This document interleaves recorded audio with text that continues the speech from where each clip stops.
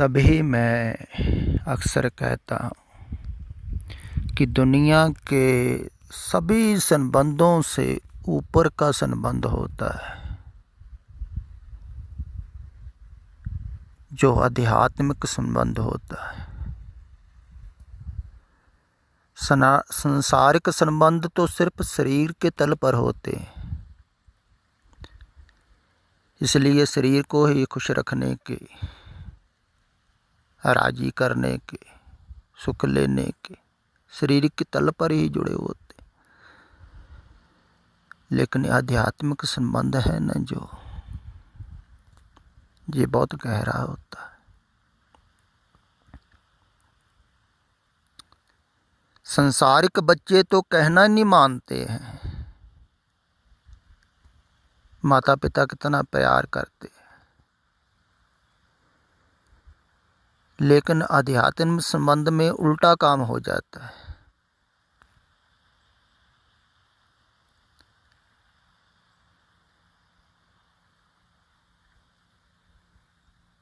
वो इतना कहना मानते हैं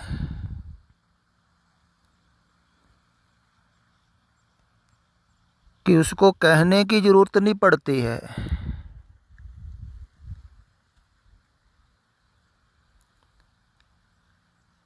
जैसे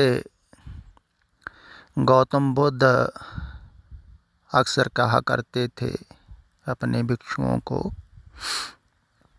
राजपुत्र थे तो उनके पास अच्छे अच्छे घोड़े भी थे, तो वो घोड़ों की बात करते कि कुछ घोड़े ऐसे होते हैं जिनको मारो जितना मर्जी मारो वो ज़्यादा बैठ जाते हैं, कहीं लेट ही जाते हैं, मारते जाओ उठते ही नहीं। फिर कहते भी कुछ घोड़े ऐसे होते हैं जिनको चाबुक मारो तो चलते हैं, वे थोड़े से अच्छे होते हैं उनसे। फिर कहते तीसरी तरह के घोड़े वो होते हैं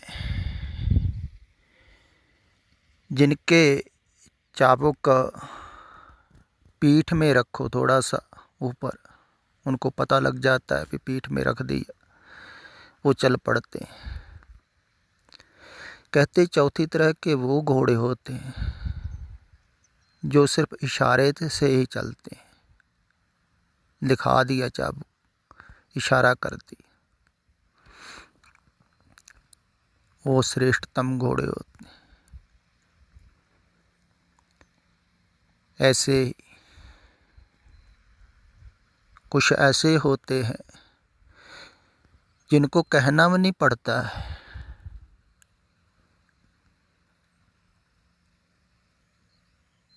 फिर भी समझते हैं। वो बहुत कम होते हैं,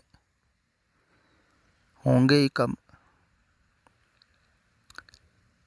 कुछ तो ऐसे हैं ना, रोज चोट करते जाओ, उनको कोई फर्क नहीं पड़ता है, मारते जाओ, वो कहते जितना मर्जी मारो कुछ नहीं, और लिटते। कुछ है वो सुन लेते हैं, ऊपर ऊपर से विचार लेते, कुछ अच्छी लगती हैं बातें, कुछ बुरी लगती हैं, कुछ छोड़ देते हैं, कुछ पकड़ लेते हैं, ज्ञान हासिल कर लेते हैं कि ज्ञान के पीछे ही पड़े, दूसरों को भी ज्ञान दे रहे हैं। बड़ा तरस आता है इन लोगों पर किया क्या जा सकता है, समझाया ही जा सकता है ना। लेकिन उनको लगता है कि ऐसे विचार करने से, समझाने से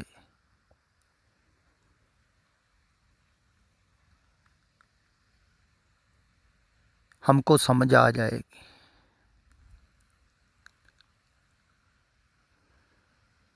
नहीं, समझाने से ना समझ आती है ना दूसरे को आती है, ना खुद को आती है, विचार करने से नहीं आती।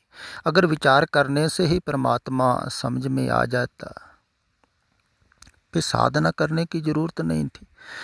फिर बार बार सतपुरुष साधना करने को नहीं कहते, नाम जपने को, चिंतन करने को, ध्यान करने को नहीं कहते। वो नहीं कहते भी 8 पैर सिमरो गोविंद, सिमरन करने को। वो कहते विचार करते जाओ, समझते जाओ, समझाते जाओ। दरअसल समझने समझाने वालों को तो मूड कहा है उन्होंने, भी आप भी डूबोगे औरों को भी डूबोगे। तो ये समझने समझाने का मार्ग नहीं है अध्यात्म। हाँ, बाहर धार्मिक जो है लोग, इनका जो धर्म है वो समझने समझाने पर निर्भर है, वो सिखाने पर निर्भर है, शिक्षा पर निर्भर है। इसलिए सिख जो शब्द है ना, उसका अर्थ भी ऐसा ही करते हैं विद्वान, जो सीखने को तैयार है तो सिखाते हैं धर्म को। जिसने सिख बनना है वो सिख इतिहास को पढ़े और सुने, ये कहते हैं ना, और याद करे। तो जो सारा इतिहास याद कर लिया, जिसने मर्यादा याद कर ली, जिसने पाठ याद कर लिया, बाणी याद जिसको ज़्यादा हो गई, वो ही बड़ा गुरसिख है। याद पर करने पर निर्भर है, सीखने पर निर्भर है। इसलिए सिख सभी सीख रहे हैं, सिखा रहे हैं।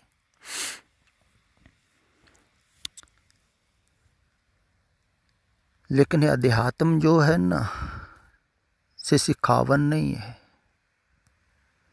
ये होना है। दरअसल सिखावन को भूलना है।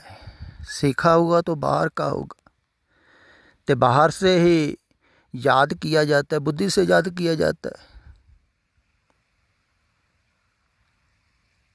तो बुद्धि तो संसार का, शरीर का अंग है ना, संसार में पैदा हुई, मन भी संसार में पैदा हुआ। मन से कल्पना कर कर के आगे आगे आदमी सोचता रहता, विचारता रहता। बुद्धि के तल पर ज़्यादा जीते हैं धार्मिक लोग। दूसरे भी उनको सुन सुनकर वैसे ही जी रहे हैं बुद्धि के तल पर। तो अध्यात्म तो बुद्धि से पार है, तभी उसको अगाध बोध का है। बुद्धि से परे, अगम गोचर, इंद्रियों की पकड़ से परे। ना वो देखा जा सकता है, ना सुना जा सकता है इन कानों से, ना ही जीभ से बोला जा सकता है। अकथन कथना जाए, जो बोला जा रहा है ना, सिर्फ बाहर से हटने के लिए, छोड़ने के लिए असत्य को बोला जाता है। सत्य की तरफ से भी बोला जाता है, लेकिन असत्य से हटने के लिए।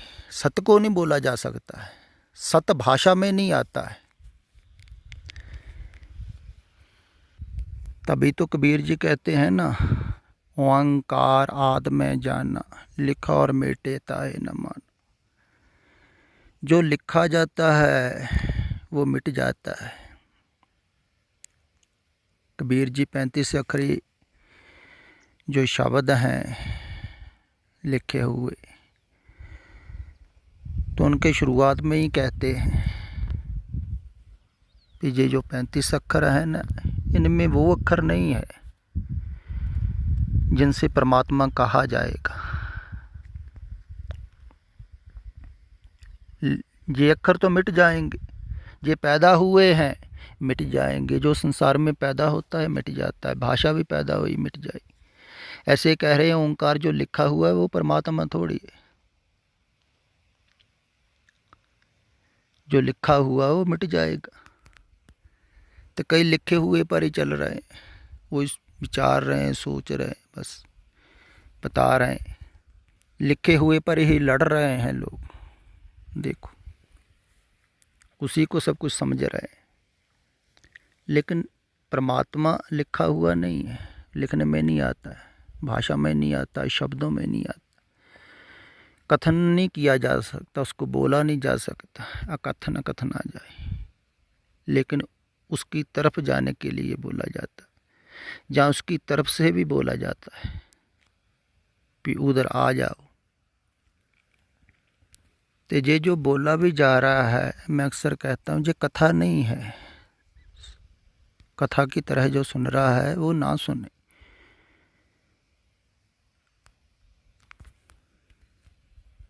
ये उनके लिए है।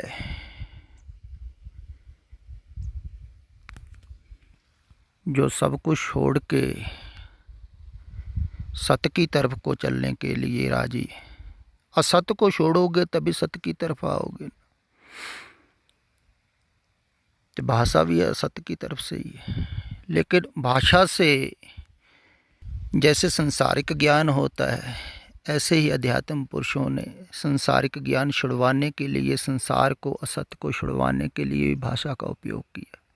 हाँ, परमात्मा को भी बताती है भाषा, बहुत कुछ उसके बारे में सूचित करती है, लेकिन पूरा पूरा नहीं आता।